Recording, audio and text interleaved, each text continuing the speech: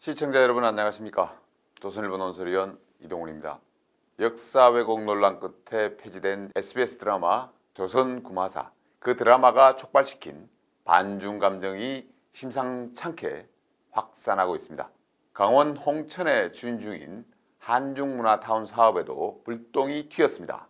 한중문화타운은 국내 민간기업이 관광단지 조성을 위해 사들인 부지입니다. 약 40만 평입니다. 이곳에 중국의 전통문화거리, IT 홍보관 등을 갖춘 한중문화타운을 조성할 계획입니다. 그런데 청와대 국민청원이 올라왔습니다. 왜 우리나라에 작은 중국을 만들려 하는지 이해할 수 없다. 계획 철회를 요구하는 글입니다. 청원이 올라온 지 일주일도 안 됐는데 벌써 35만 명이 참여했습니다. 강원도청 게시판도 관련 글로 도배가 됐습니다.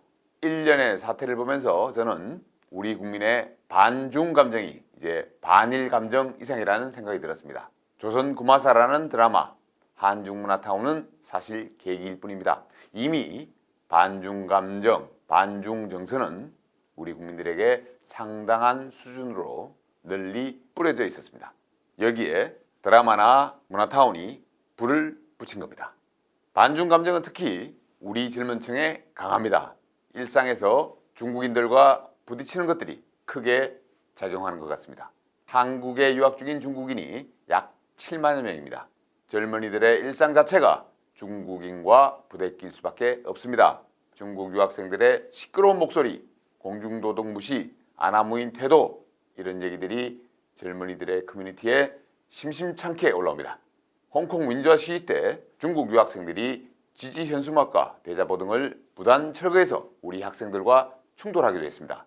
1980년대에 386 세대가 반미로 흘렀던 것처럼 지금 젊은이들은 반중으로 흐르고 있다, 이런 말도 나옵니다.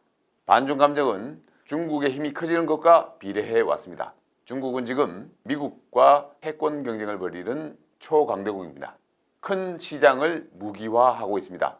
미국과 달리 일당 독재 전체주의 국가입니다.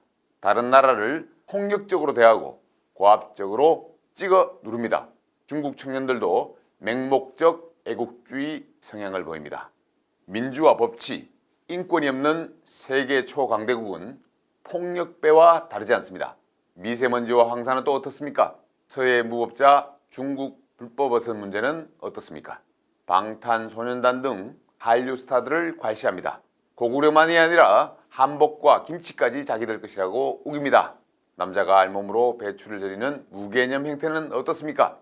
그런데 문재인 정권의 태도는 또 어떻습니까? 문 정권은 코로나 사태 초기 중국인 입국을 막지 않아 사태를 키웠습니다. 중국의 어려움이 우리 어려움이다, 이렇게 말했습니다. 그런데 그 이후에 어떻게 됐습니까? 중국은 오히려 한국인 입국을 금지했습니다. 문 대통령은 2017년 중국을 방문해 중국은 높은 산봉우리 같은 국가, 한국은 중국몽과 함께 하겠다고 했습니다. 이후에 한중은 운명 공동체라는 말도 합니다. 노영민 청와대 비서실장은 주중대사로 가서 만절필동이라고 썼습니다. 만절필동은 황하가 수없이 꺾여 흘러가도 결국은 동쪽으로 흘러간다, 이런 뜻입니다. 명나라에 대한 조선의 사대주의를 뜻하는 말입니다. 중국 황제에 대한 충성을 다짐하는 말입니다.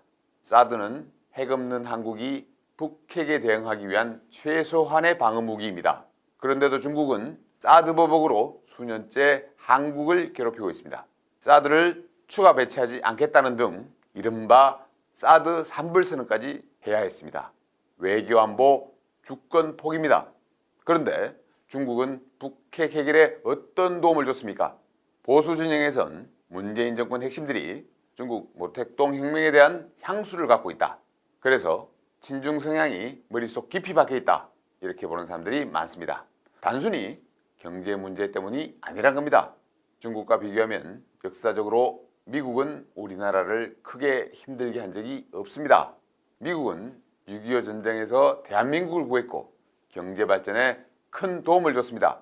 한미동맹은 지난 65년간 우리 번영과 안전의 핵심 축이었습니다. 반면에 중국은 인민해방군을 보내 북한 김일성 정권을 도왔고 통일을 방해했습니다. 저는 우리 국민이 이 차이를 간과해서는 안 된다고 봅니다. 중국은 우리의 적이고 미국은 우리의 동맹입니다. 더 거슬러 올라가면 역사적으로도 중국의 힘이 강해질 때 한반도 백성들은 매우 힘들었고 피눈물을 흘려야 했습니다. 지금이 그렇습니다. 저는 한미동맹이 굳건해야 중국도 우리를 무시하지 못한다고 봅니다. 미국과 중국 사이에서 널뛰기 하는 나라는 어느 한쪽으로부터도 신뢰를 얻을 수 없습니다. 윤덕민 전 국립외교연구원장은 문정권 외교를 이렇게 비판합니다. 한미동맹 분량을 줄이고 그만큼 중국을 중시하는 것을 균형 외교라고 한다. 미중 냉전에서 기껏 전략적 모성을 유지하는 것이 지혜인 양 하고 있다. 문재인 정권이 그렇게 하고 있다는 얘기입니다. 우리는 다방이 강대국으로 둘러싸인 그런 나라입니다. 외교로 살아야 하는 나라입니다. 외교가 국력입니다. 그런데 문재인 정권은 국내 정치를 앞세우다 외교까지 망치고 있습니다. 지금 보궐선거에서 민주당은 국민 사이에 커지는 반중 감정도 외면한 채 중국계 표심을 향해 달려듭니다.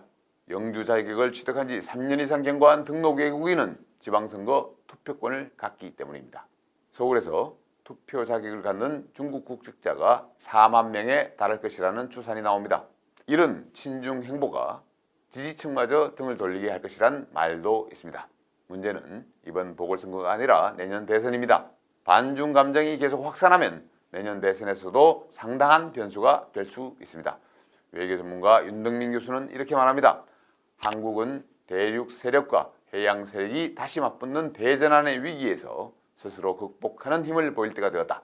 위기를 극복한 나라와 실패한 나라를 가늠하는 가장 중요한 척도는 결국 지도자의 자질이다. 우리에겐 그런 자질이 지금 있습니까? 우리 대통령에게 그런 자질이 있습니까? 반중 감정이 커지는 게 국민이 무식해서일까요? 우리 국민이 감정적이라서 그럴까요? 아닙니다. 반중 정서는 문정권 외교 실패가 낳은 또 다른 괴물입니다.